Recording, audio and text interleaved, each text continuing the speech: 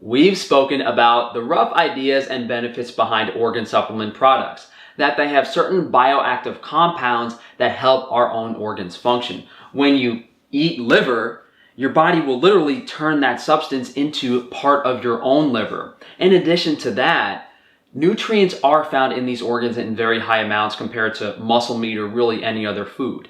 Vitamins, minerals, elements, and fatty acids. So the first supplement I'd like to talk about is the Full Spectrum Organs with Brains. And guys, the pig logo, it was a complete nightmare mistake with the labeling company, but I had to roll with it for now. This will be a cow or something else in the future. So the ratio of the organs that I put in this product are, to my understanding, how they naturally occur. About 1,200 milligrams each of liver and brain, 200 milligrams each of kidney and heart, 120 milligrams of spleen, and 65 milligrams of pancreas. The liver and brain are the largest functioning organs in our bodies, with the others being significantly smaller. So, why would you consume an equal amount of all the organs? It doesn't make sense from our own body standpoint from how they occur in nature.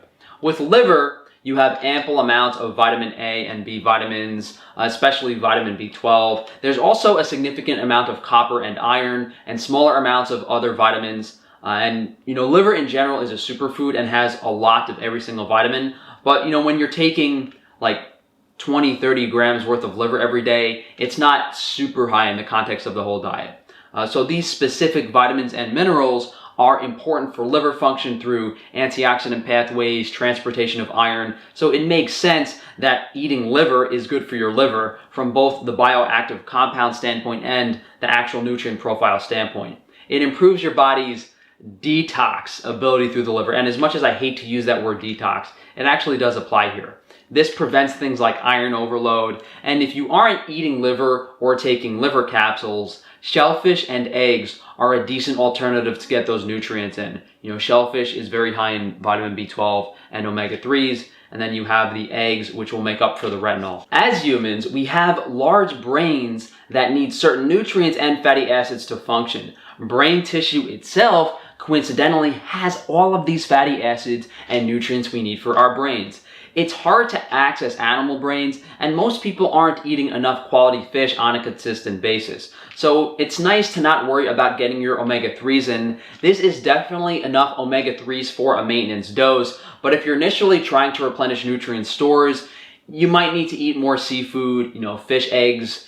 Even eggs themselves from chickens have omega-3, but the ratio of omega-3 to omega-6 is unbalanced. So, regardless of what your diet looks like, you should probably be eating some wild-caught seafood here and there. Kidney is very nutritious, similar to liver, but it doesn't have a super high vitamin A content, so it's a little bit more balanced in that regards. People report improvements in kidney function as well as improvements in their histamine intolerance, as kidneys contain the specific enzyme to process it. Again, this is a maintenance dose of kidney, so if you do have kidney issues or a histamine intolerance, I will have a full-on kidney supplement in the near future. But I will say that histamine intolerance is almost always caused by a copper deficiency. So, looking at kidneys to fix your histamine intolerance, it might help temporarily, but it's not the long-term solution.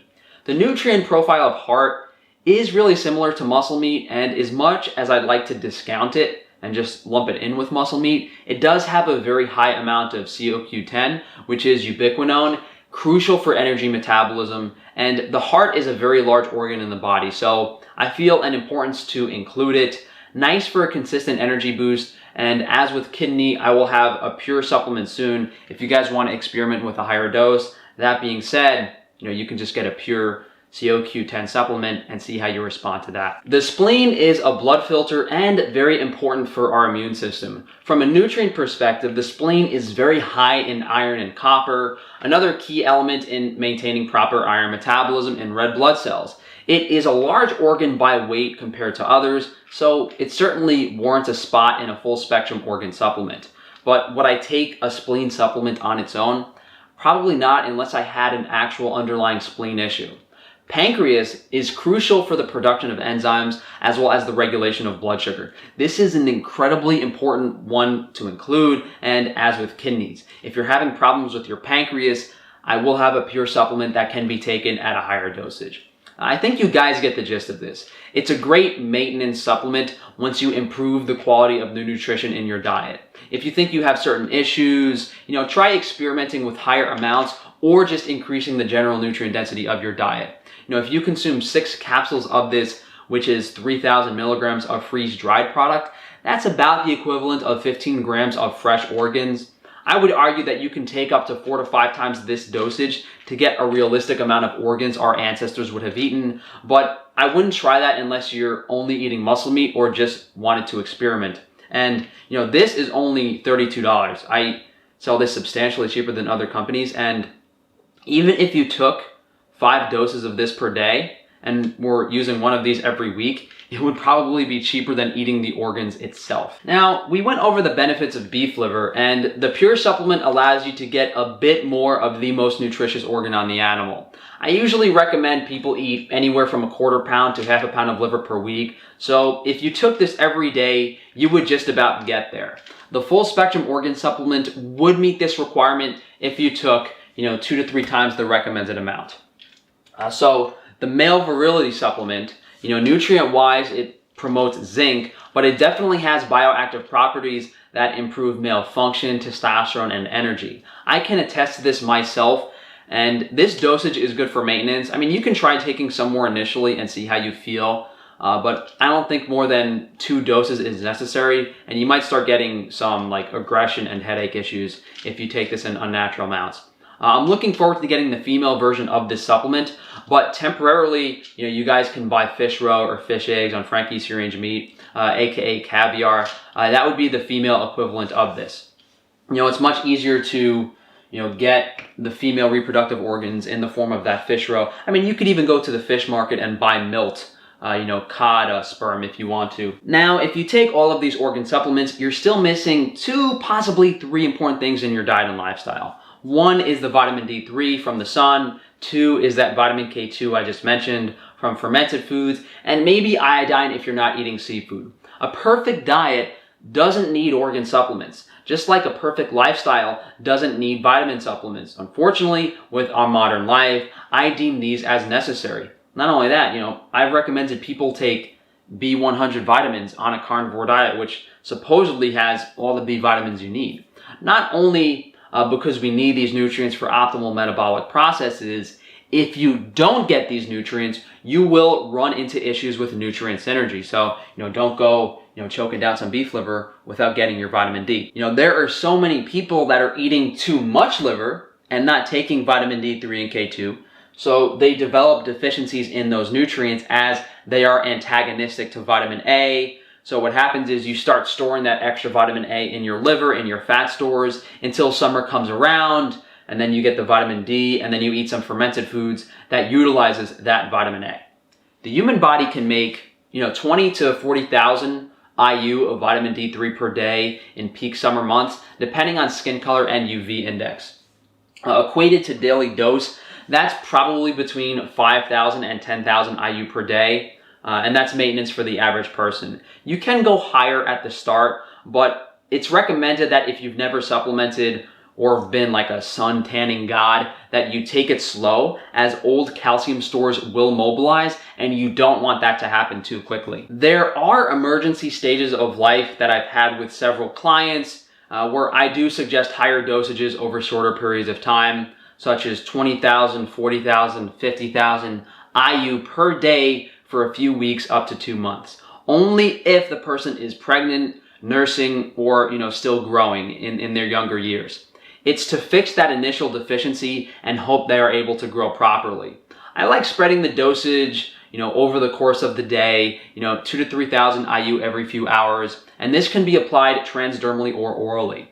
The absorption rate transdermally is 80 to 90% of oral, so it's not a significant loss. I actually keep one of these in my bathroom. So, when I wake up in the morning, when I go to brush my teeth or wash my face or whatever, the first thing I do is I put 1 or 2 drops of this on my body, and then I go about my day. And you will feel this. Out of every single supplement you take, you will feel the energy as soon as you take it. So vitamin D3 transports calcium, but vitamin K2 is necessary for calcium to be utilized in tissues. Very important for skeletal development. It's why we have narrow jaws, long faces, why modern humans require braces where our past ancestors didn't. It's also critical for hormone production, both estrogen and testosterone. A healthy gut can produce some K2, and fermented foods do have vitamin K2, such as cheese.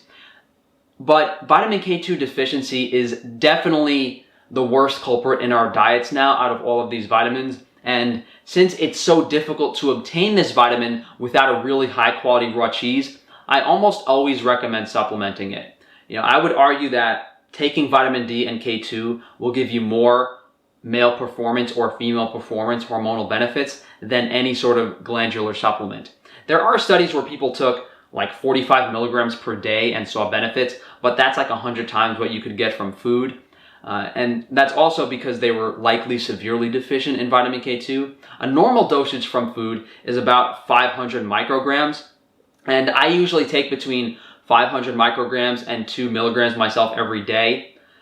This is actually dosed at 1,000 micrograms per drop because we're considering the loss of bioavailability. I usually take 2 to 3 drops of this every day with my meals. Initially, when I realized I was deficient in vitamin K2, I was using quite a bit. I was using those superficial 45 milligram doses. But again, as with vitamin D, be careful when you start initially and see how you react to a lower dosage. Iodine is another common deficiency. Not really because people lack it in the diet per se, because even raw dairy or liver has a small amount of iodine, but other elements in the same halogen family, fluoride, bromide, chlorine, clog up iodine receptors in the body. When you supplement iodine, these stores can dump those bad toxic halogens, and you may feel a little sick. It's also necessary for proper body temperature. I was always like 97 point something, and when I started taking iodine, I became a normal 98.6.